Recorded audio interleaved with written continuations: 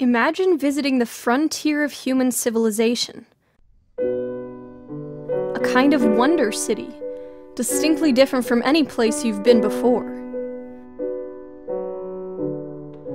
Built inside of a giant double dome, the temperature and climate within this city are carefully controlled, and the air is surprisingly fresh. The city is less than a mile wide, but through careful design, its halls and rooms are surprisingly spacious, enabling residents to forget they are in an enclosed space. Food, recreation, medical care, and waste management are all organized to be the most dense and most efficient possible. For much of the year, when daylight from the sun is not available, light is maintained by the use of several giant extraterrestrial mirrors, which beam the sun's warmth and light into the city. The many residents of this city, all of them scientists, engineers, miners, and the doctors, teachers, bakers, and farmers who support them, will all proudly tell you that you are located well within the Arctic Circle. That outside the city's protective dome, deadly ice piles high, searing winds rage, and temperatures plummet below -30 degrees Celsius, threatening to extinguish an unprotected human life in mere minutes. But inside, you're safe and are quite comfortable. You are an Umka.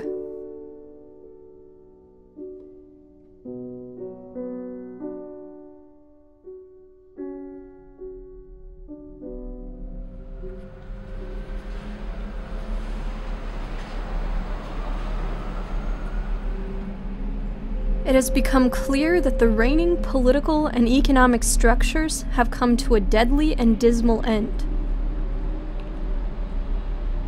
We are watching the absolute horror of a collapse of the world's monetary system, while underneath, a much more deadly collapse is already underway. A collapse of the physical economies of both the transatlantic region, with the Pacific region potentially following suit, dragging the planet as a whole down with it. This collapse will not be a mere jolt in the system, but portends the potential collapse of the entire human species. It is the policy of empire, currently the British Empire through their puppet Obama in the United States, to respond to the crisis by pushing for the reduction of population through a policy of general thermonuclear warfare, preferring in the true style of empire to pit nations against each other in a policy of planetary destruction, to the possibility that entire regions of the planet might survive, namely the Pacific region, while they collapse.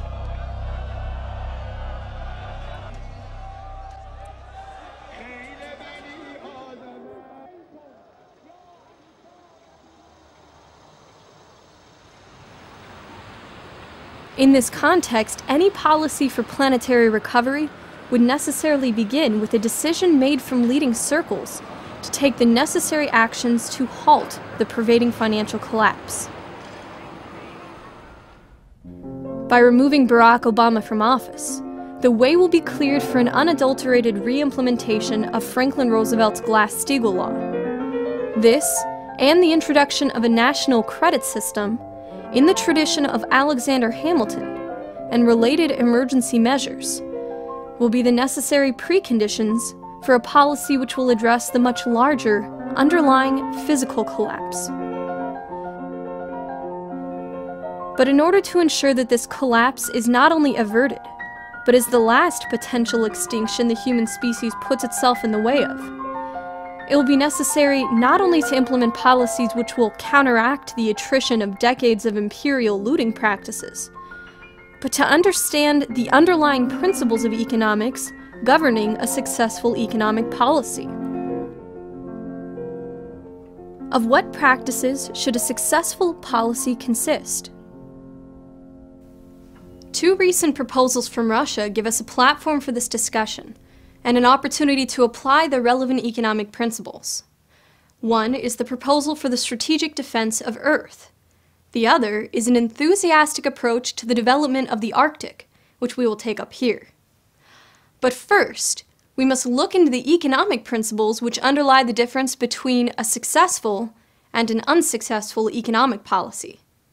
In particular, we must first elaborate the characteristics of a self-developing system, one whose evolution is entirely governed by its internal relations, not subject to any fixed outside metric. Then we will look at the case of Russia, where it stands now, and where the current proposal for Arctic development fits within a self-developing system. The history of human progress, like the development of the Earth's biosphere, has demonstrated a steady increase in what Lyndon LaRouche has termed energy flux density. The margin of difference between the energy flux density requirements of the system as a whole and the actual energy flux density expressed by given living organisms and human societies is the determining factor in all extinction events of both living organisms and human societies.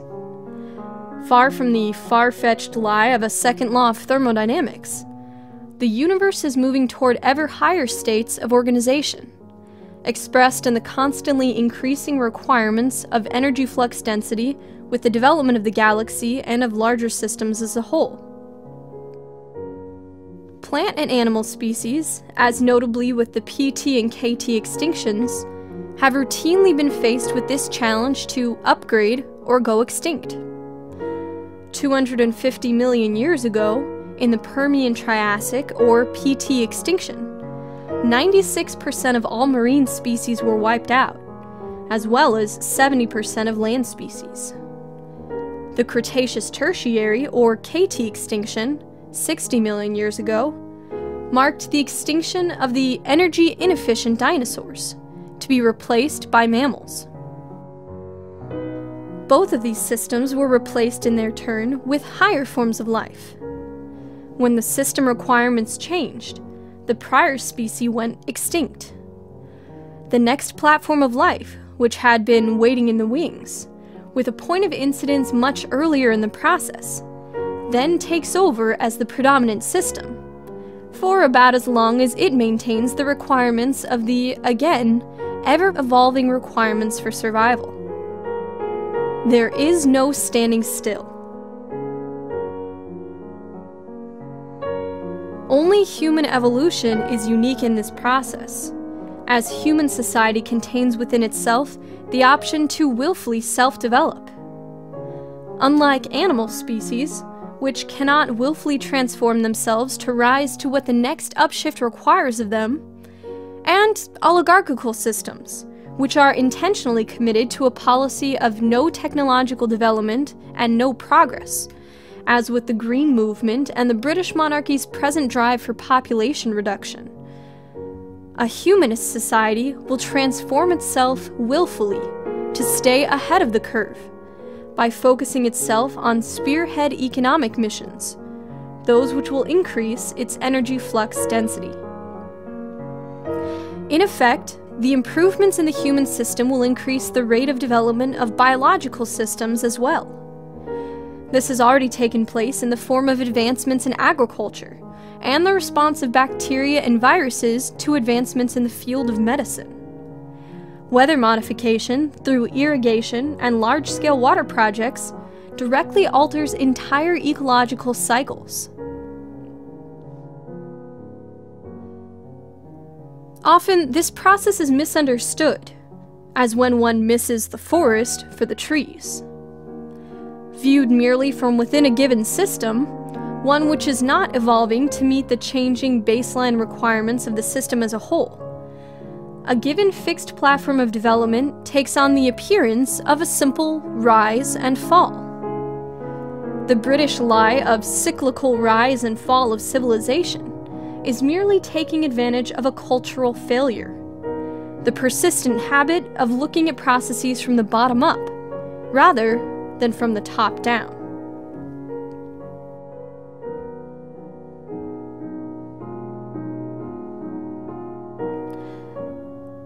Taken from the top, this process is, rather, an expression of the anti-entropic development of the universe, Looking at the recent case in Russia, we can see what happens when you don't stay ahead of the curve.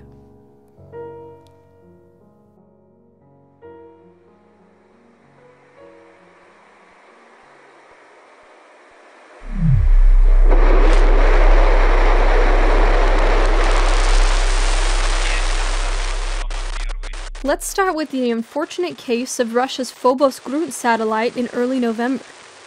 The Phobos-Grunt was intended to carry instrumentation to Mars's moon Phobos, to retrieve Phobos soil for examination back on Earth, study the atmosphere and radiation environment of Mars, and carry out a more advanced investigation of the possibility of life on the Red Planet.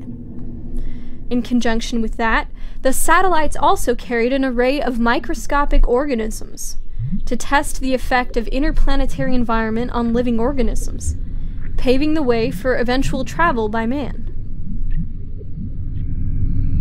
However, after launch, the propulsion engine of the probe failed to be activated and could not move the device out of Earth's orbit and into the trajectory of flight to Mars. For weeks, the probe was in limbo, hovering in ever closer in orbit over Earth, until the shards of Phobos-Grunt crashed into the Indian Ocean. All the while, communications with the probe essentially failed, with too little telemetry to even locate the source of the problem. But whatever the technical problem turns out to have been, military expert Vladislav Shurygin, in the online journal Aktualnie Komentarie, gets to the root of the problem. Over the past 20 years, we have actually used up the old hardware, and not spent very much time on updating it. Over this period, entire sectors of the aerospace industry, such as new materials development and space electronics, have been ruined. The industry is dead, and now it has to be created from scratch. Space electronics has been the problem for many years. We destroyed our own industry and have decided against developing it, hoping that we could get access to Western electronics. We have gotten nothing, and we are not allowed to access the market for space-level electronics, which can withstand radiation and other adverse effects of outer space. Nobody is eager to sell it to us. Adding to Vladislav Shurygin's assessment, 80-year-old Russian cosmonaut and physicist Georgy Grechko, who was twice awarded Hero of the Soviet Union, spoke very candidly of the same situation to Interfax AVN. What is our main trouble? The Roscosmos chief spoke about it recently, although it is an open secret for specialists. The staff employed are either over 60 or under 30. There is no intermediate age group.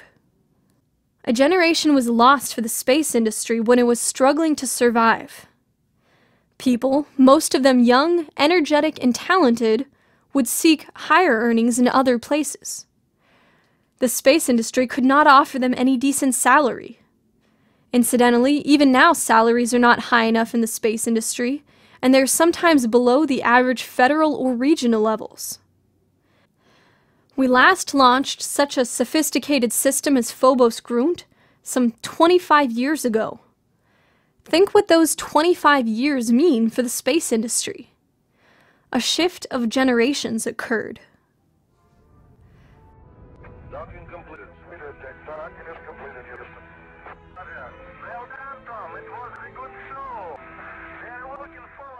Despite problems and failures, Soviet Russia was still launching spacecraft to Mars and Venus at a pace of 1 every 2 years, the maximum possible given planetary positions. But before they were even able to address the problems, with the dissolution of the USSR, a free trade looting system was forced onto post-Soviet Russia by Margaret Thatcher, George Bush Sr., and Francois Mitterrand, setting off the conditions of utter chaos and criminal looting of Russia, and thereby replacing any line of scientific progress. This was the malicious and deliberate policy which cosmonaut Georgy Grechko described earlier, how an entire generation was skipped in what should have been a process of continuous space development. And ultimately, what was lost was not merely Russian progress, but the process of human progress, in increasing the energy flux density output to meet the ever-growing demands required of us by the universe. Let it be clear that the attacks on Russia far exceed mere financial attacks. There's been a deliberate operation from predatory financial interests, both those centered in the City of London and on Wall Street, and those within the country, who were promoted to their dominant positions by the ones outside. The goal of this decimation was not simply the destruction of Russia, but the destruction of precisely the potential which the scientific progress of the Russian culture represented for all of mankind.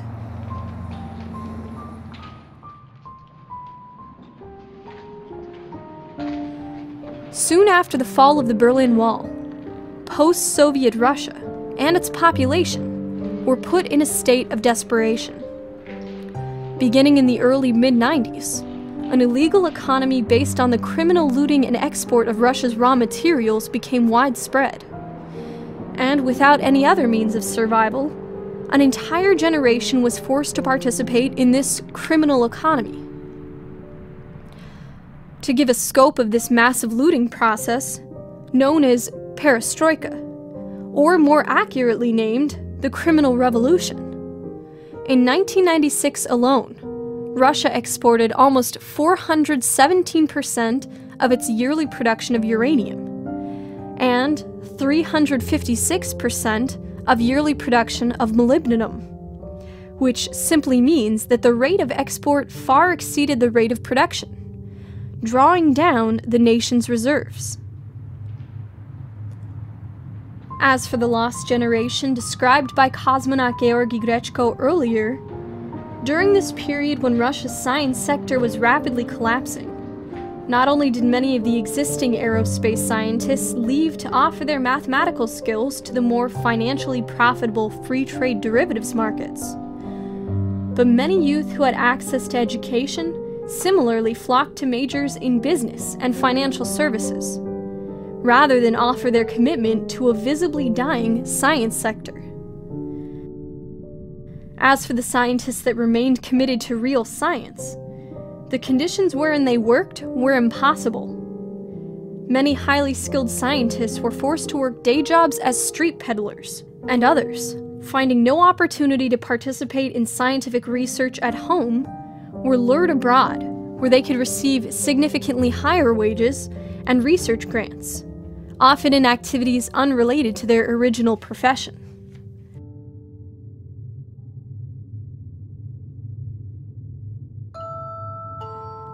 By 1997, there were 25,000 Russian scientists working abroad, creating a brain drain on Russia, creating a dissipation of scientific potential, and a scattering of brilliant minds that could have made significant breakthroughs had they worked under a nationally directed mission. Comparing the number of scientists and science-related service workers employed by Russia at its peak level of 3.2 million people in the late 1980s. By 1997, it fell to nearly a third of that, to a mere 1.3 million. Spending on research and development similarly plummeted, falling by 70% from 1991 to 1996, and employment in industry in the same period almost halved, from its 1988 peak down to 11 million.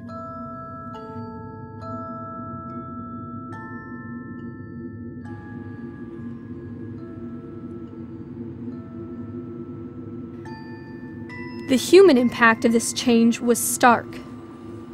In one manifestation, on October 30th, 1996, Vladimir Nikiy, director of the Chelyabinsk 70 Secret Research Center, committed suicide after not having the funding to pay wages to the scientists of the Federal Nuclear Center for 5 months, and having received an order to cut the staff by 1/2. He left a note which said, "We can't live like this any longer."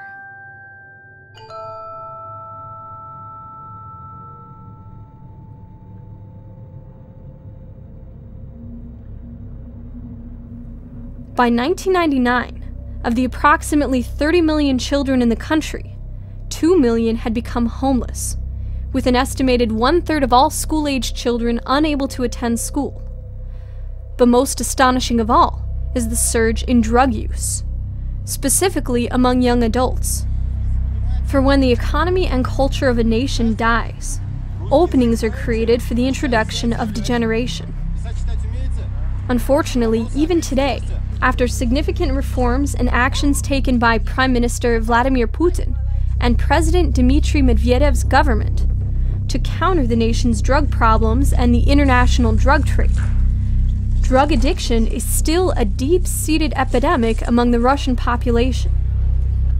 Today, the country has at least 2.5 million drug addicts, with 80,000 young people trying heroin for the first time each year. Addiction rates are so high that Viktor Ivanov, director of Russia's Federal Narcotics Service, reported that at this point in Russia, annually there are 30,000 deaths due to drug addictions in the 18 to 24 age group.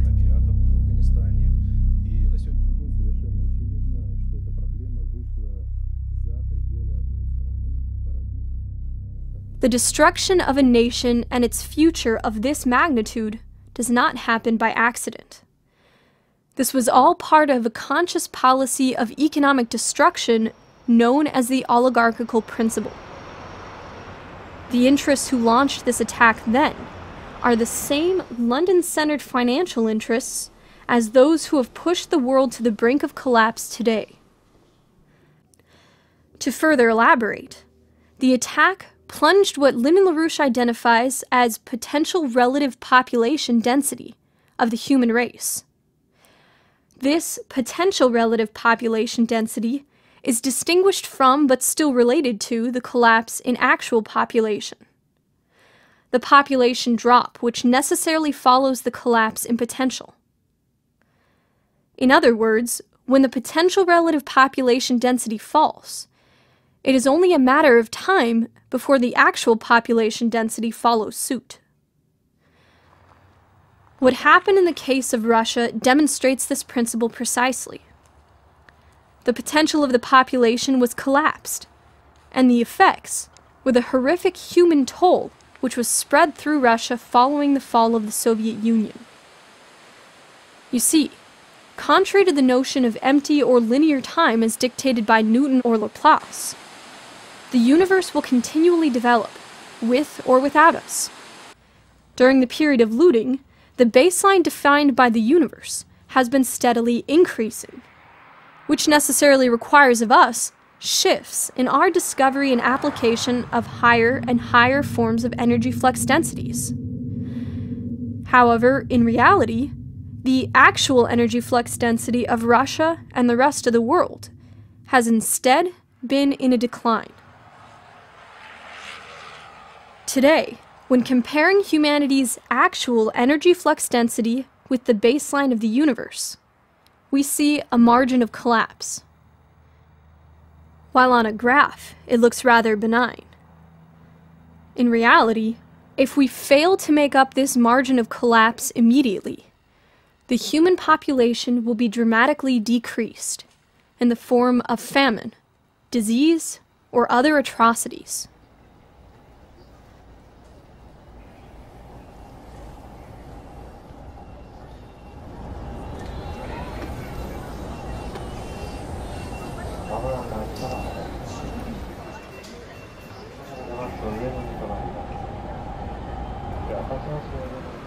In order to make up this margin of collapse, we must exceed the prior peak of development. Rather than trying to regain former accomplishments, we must determine the next steps for human civilization. The future of mankind begins in space, with the colonization of the solar system and then beyond. In a moment, we will examine the current Russian proposal for its feasibility for helping us achieve this necessary increase in energy flux density. But first, let us examine the actual goal for mankind.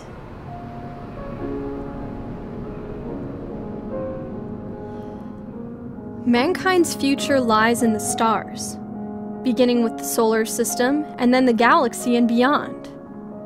A first step to achieving that destiny will be the development of the Moon as a low-gravity industrial base and launch pad for future extraterrestrial missions. An abundance of titanium, helium-3, and water ice are among the resources we will be able to use to our advantage at this way station to interplanetary space. Once we return to the Moon, our first challenge will be to give our space pioneers protection from the Moon's environmental hazards. How will we ensure that workers on the Moon can comfortably live and work, safe from the twin dangers of radiation and the microscopic meteorites that have made one of the Moon's most notable features its dust-like lunar regolith?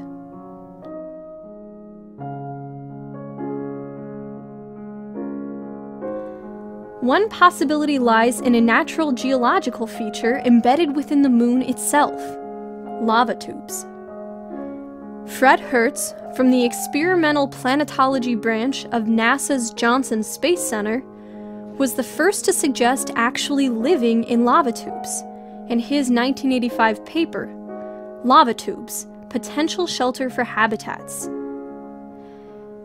Natural caverns occur on the Moon in the form of lava tubes, which are the drained conduits of underground lava rivers.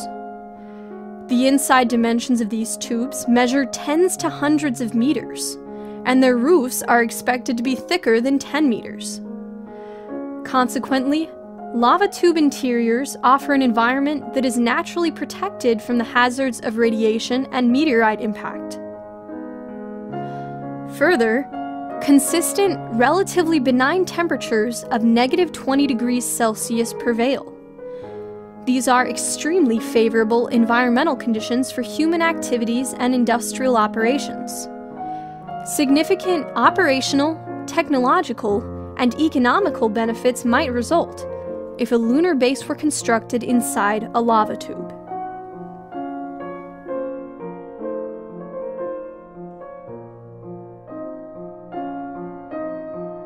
More recent high-resolution imagery has exposed access points, skylights, tens to hundreds of meters wide, which could be used as entry and exit points to a lunar colony underground, which make it easy to imagine, if not to carry out, the construction of future lunar colonies. Lava tubes and their skylights have also been located on Mars. These sorts of requirements are what we must have in mind when discussing future developments here on Earth, as economic policy is not sufficient when viewed only in terms of our species' momentary survival. A healthy economic policy for the present must contain within it a sufficient margin of anti-entropy to allow for the sustained survival of the human species over a coming period of a century or more.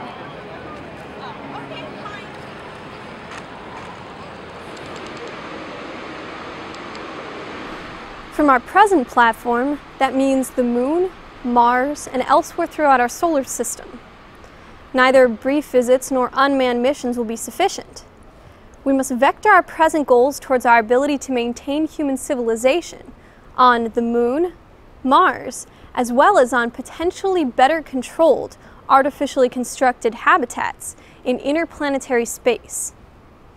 Additionally, with the establishment of mining facilities on various planetary bodies, including the unbelievably mineral-dense asteroids, we will finally render the phrase limited resources even more meaningless than it already is. And with the establishment of planetary and solar system-wide studies of high-energy interplanetary phenomena, we can grant humanity control over aspects of weather and climate here on Earth that presently seem beyond our control. So how do we begin to pursue this future from here on Earth? This kind of vectored thinking toward mankind's inevitable destiny in the stars can already be seen in certain aspects of recent proposals for the colonization of Earth's Arctic.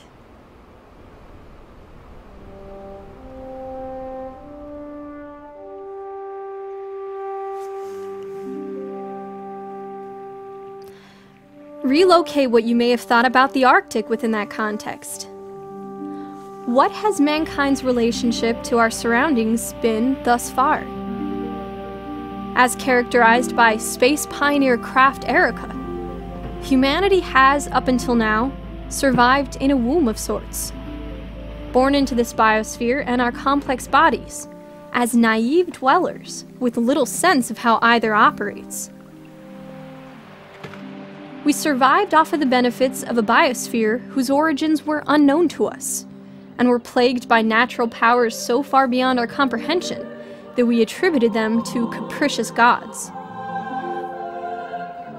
Little by little, we came to understand the sources of the processes which fed us, to the point where we were able, through developing new species, as with agriculture and animal husbandry, to enhance those processes. This, again, was an application and amplification of the trend of a steady increase in energy flux density, characteristic of the biosphere.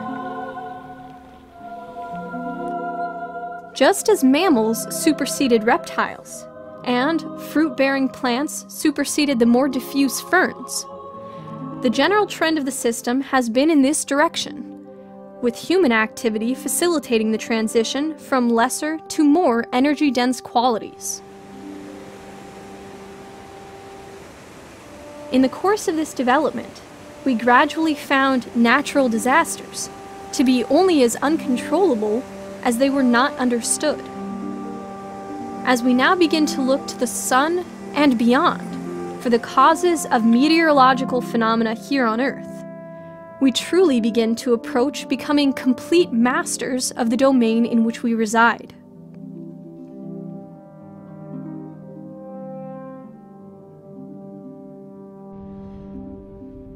As the biosphere gives way to the noosphere, the sphere of human activity, more and more of these processes come under our power and are subject to our creative action.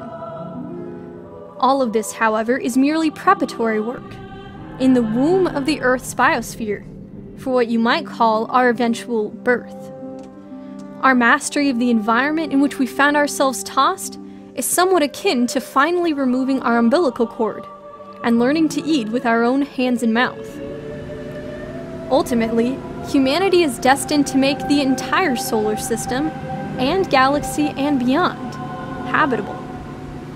This process begins here, in the Arctic Circle. The goal is, in fact, keeping human beings alive in environments far removed from those of Earth, our womb. In this respect, calling the Arctic Earth's window to space becomes even truer than when that phrase was first coined. Initially, it referred to the invisible northern and southern polar portals out of our atmosphere, an influx of extraterrestrial radiation, of which the aurora borealis and australis were only the beautifully visible fringe. Now it signifies further that the Arctic is our window to space as a new and necessary frontier for humanity, the place where a new cultural renaissance will be fostered, much as the United States realized Nicholas of Cusa's plan of building humanity's first true republic on shores distant from the feudal backwardness of Europe. At the same time, here in the Arctic is where we will develop the technologies necessary to achieve that destiny in the stars. In September of this year, Russian Prime Minister Vladimir Putin attended the Russian Geographical Society's Second International Arctic Forum, where he viewed, among other things, the plans for a wonder city named Umka, deep within the Arctic Circle on the remote island of Kotelny in the Novosibirsk archipelago. This location is only 1,000 miles from the North Pole, closer than any other Russian city. The initial 5,000 residents of the city will be composed of scientists, engineers, and workers for local mines and oil platforms. These workers will be mining and developing the vast mineral resources of the Arctic Circle. A recent joint study by the U.S. Geological Service and the Canadian Coast Guard estimates that the area north of the Arctic Circle accounts for about 13% of the undiscovered oil, 30% of the undiscovered natural gas, and 20% of the undiscovered natural gas liquids in the world. Other studies have estimated that the Arctic has some 9,000 mineral deposits. The pathway to the Arctic is equally laden with riches. Russian Siberia, an area 1.5 times the size of the United States, but with only 38 million people, including large cities on its eastern Pacific coast and western Ural Mountain fringes, contains an estimated 16% of the world's minerals. Siberia alone contains 90% of the world's palladium, 80% of its tantalum, 40% of the platinum, 36% of the nickel, lots of gold, and lots of diamonds. Along with this mineral wealth, the scientific researchers living in the city of Umka will be engaged in uncovering the even richer depths of undiscovered knowledge in the biological and physical sciences there in the Arctic region. However, the real beauty of such an endeavor is best seen from the extraterrestrial standpoint. At this extreme latitude, strong winds dominate, and temperatures sink below -30 degrees Celsius, the same temperature as within the lunar lava tubes, and even in summer rarely climb above the freezing point. These hostile conditions provide an excellent opportunity to develop and apply the technologies which will be needed to conquer the next frontiers for mankind, the Moon and Mars.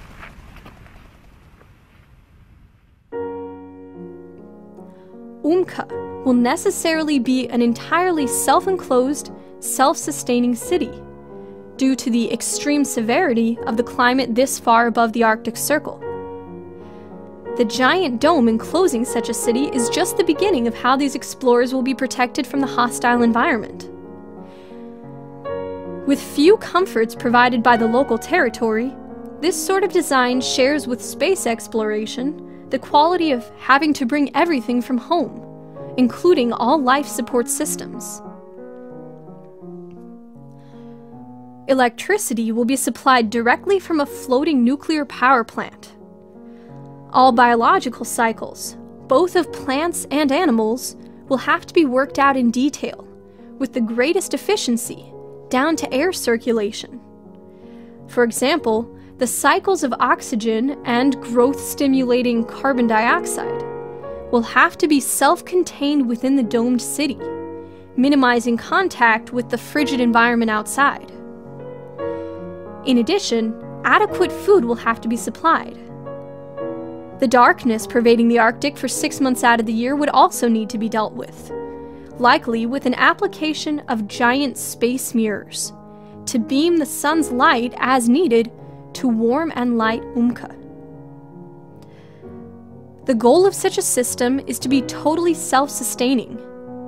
And in fact, the designs for the city are based on the International Space Station, with its own specially regulated, temperate climate. So far, it's the only project in the world with an artificial climate and integral life support, just like on the space station. It's a new word not only in architecture, but in human living too. We have used aero and space technologies while creating it. This project is designed to work on any surface, even on the moon if needed.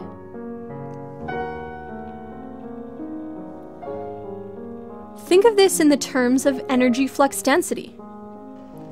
In this remote region, you're building an area whose density of energy throughput will be far superior to anywhere else on Earth. The effect will be that the energy consumption per capita will be much higher, as the density of people and activity will be increased. This density of investment will transform the productive potential of the human species by orders of magnitude.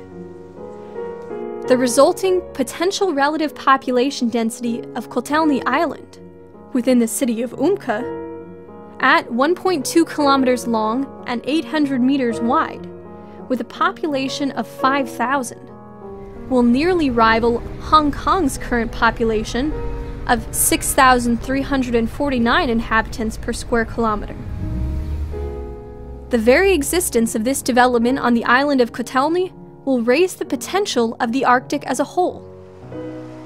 The city design for Umka has already been proposed to all of the 5 nations possessing an Arctic coastline, and in fact, echoes earlier plans for developments in each of those regions. Canadian former Prime Minister John Diefenbaker's plans for the economic development of Canada's far north, for example, included the plan for a domed city at Frobisher Bay, located at 62 degrees, 49 minutes, 59 seconds north latitude, well within the Arctic Circle. The plan was to build a city in the Arctic where the costs of living and comfort of the people would be equal to that of a person in Toronto. This city would house 4,500 people, and whose keystone would be a small nuclear power plant. Diefenbaker's plans should be revived in the course of Canadian and American adoption of the North American Water and Power Alliance as policy. But as fascinating as these potential gems are, the Russian plan for Umka and the Canadian plan at Frobisher Bay, these future cities could only be correctly seen as jewels composing the Earth's crown, the Arctic. And from this jeweled center, development will extend down from the Arctic, radiating outward through development programs such as NOAPA and the Bering Strait-centered World Land Bridge, developing the entire North American continent, Siberia, and beyond.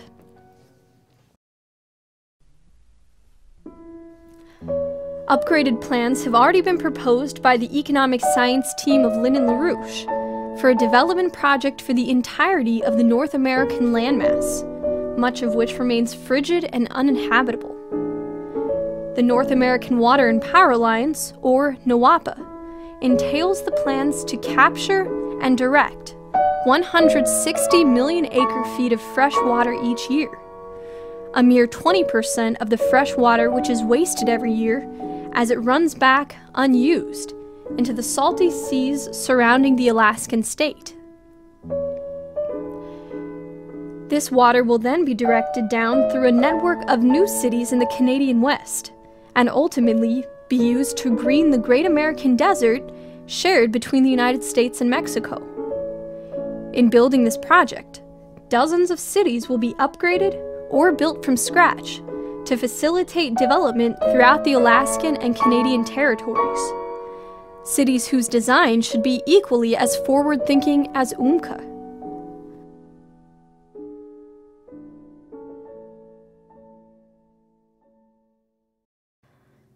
The Bering Strait connection, key to the success of the World Rail Land Bridge, is one among several other areas where Russia has already committed to technological development and development of its territory. While under Barack Obama, the United States is being held hostage from building its side of the Bering Strait connection in Alaska, Russia has already demonstrated a commitment to their side of a tunnel or bridge connection across the icy gap. The state-owned Russian Railways Company has already extended rail lines to Yakutsk and intends by 2030 to extend rail lines all the way to Uelin. Such rail connection and integration is the most crucial first step toward development of Siberia and the Arctic North. As Dr. Viktor Razbegin, acting head of Russia's Council for the Study of Productive Forces, said, "The only link that remains before the continents are connected is 4,000 kilometers in Russia and 2,000 kilometers in Alaska and Canada. So this is a key, pivotal project for developing the entire infrastructure of our Northeast. The project is for building an integrated main line, not only a railroad, but a highway and an electric power transmission line, linking the power grids of the continents.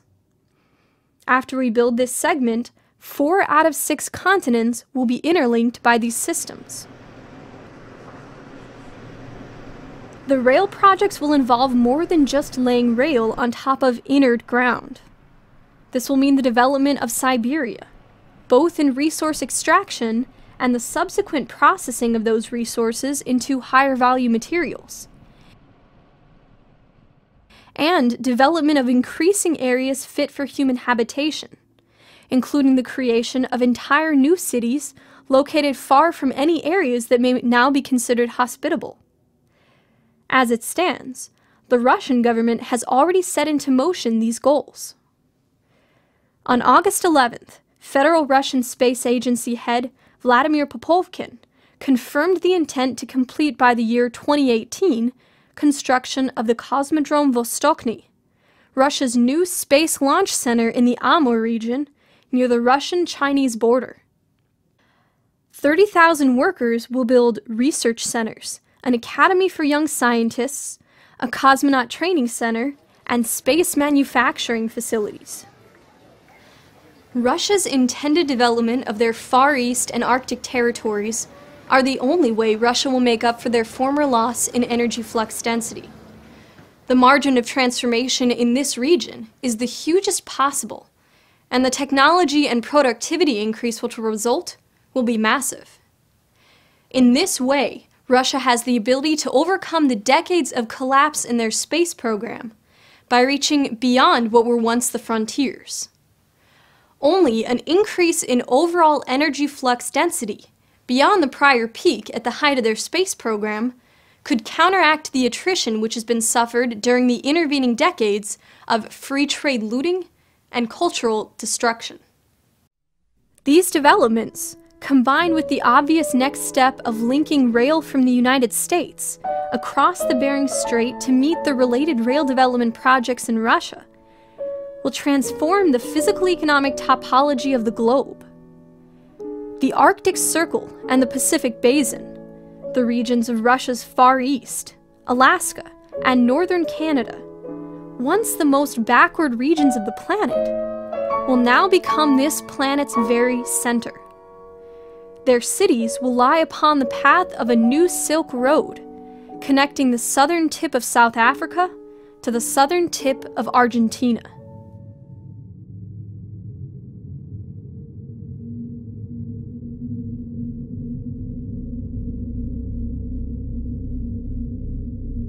Until this moment, the ploy of the Queen of England and her royal consort Prince Philip has been to use native populations with fictitious environmental concerns as pawns against the development across the planet.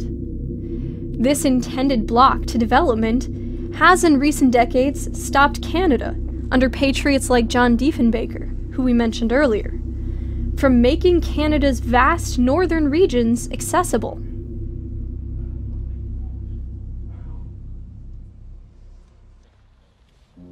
Now, the pioneering actions by Russia are forcing the hand of Canada and the rest of the world.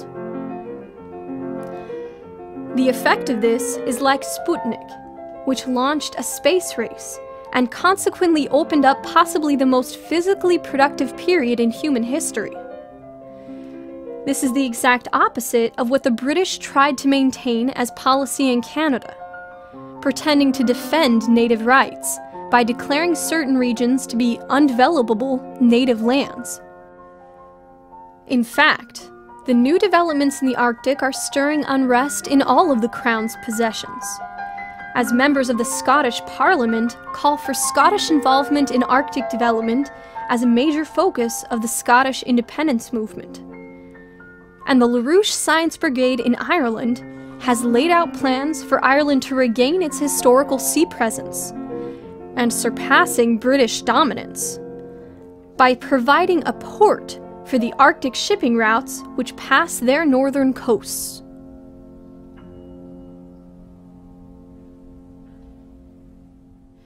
The proposal here for the development of the Arctic, geared towards the extraterrestrial imperative, is very different from the idea of a broad-based investment, where the intention is to make small, incremental adjustments in the lives of the entire population simultaneously.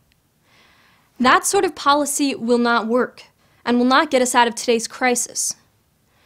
The margin of collapse which needs to be made up demands us to supersede even former accomplishments in science and space development. Only by exceeding the prior peak of energy flux density can we counter the attrition suffered over the recent decades. And the only way to achieve that is to concentrate our investments directly at the frontiers of human knowledge, in the most energy-intensive form possible. There is no room here for off-the-shelf technology or baby steps of any sort.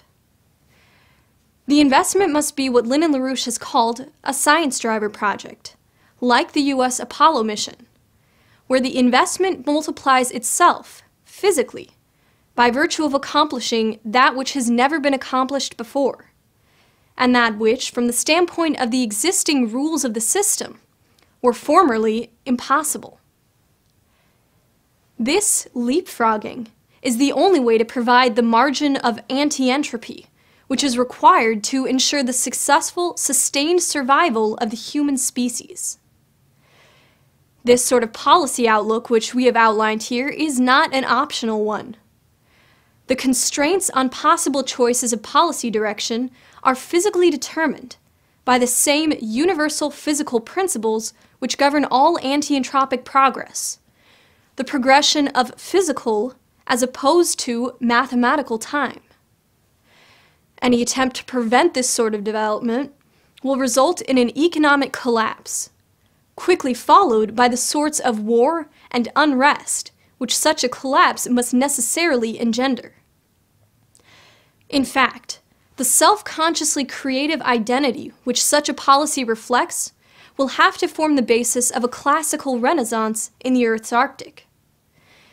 The identity of the individual human being must be extended far beyond the confines of a single nation, or even a single lifetime, to a self-conscious identification with the development of all humanity, past, present, and future. In that sense of self, and only in that sense of self, can we find the sustainable survival of the human species. This is the sense of self which is referred to more precisely as human immortality, transcending the bounds of a single mortal body, and confirming mankind as the first truly immortal species. It is exactly this development that imperial policy seeks to prevent. The bellicose posturing of Obama and the cowards in the US Congress who refuse to oppose him will lead inevitably to a thermonuclear conflict with Russia. As before, however, the target is not only Russia itself as a nation, but rather the potential for development that a Russia-US Trans-Pacific alliance would represent. This is the end goal of the oligarchical principle in all of its forms, the right-wing war hawks and the left-wing environmentalists inclusively. They seek to halt human progress and to effect a drastic genocidal reduction of the human species by several billions people. They are a sort of predatory species, distinct from humanity, a species now overdue for extinction if we are to see humanity survive. The only question which remains is, will you join us in organizing to turn this threat around now?